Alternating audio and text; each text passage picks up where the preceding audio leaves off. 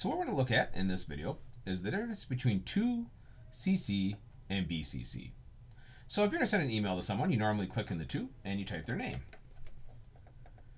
Now sometimes you may want to let someone know that you're sending an email to this individual or someone different. So if I want someone to know, maybe I have a supervisor and I want them to know I contacted Derek, I could click the CC and type their name in there. So now here we would see Darren knows that I'm emailing Derek. But the trick is it's only addressed to Derek. But Darren will be able to read the information. The point of a CC is to let someone know basically what you said to someone else. So as a school employee, maybe if you were emailing a parent, you would carbon copy or CC your principal, kind of letting them know just what's happening, but that the email is not specifically meant for them. Now the third one, which is BCC, this stands for blind carbon copy.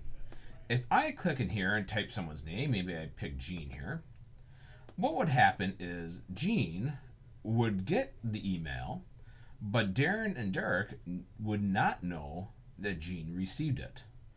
So only Jean would know that she got it, and she would know that it was sent to Darren and Derek, but Derek and Darren would not know that Jean received it, which is what the BCC is for, blind carbon copy.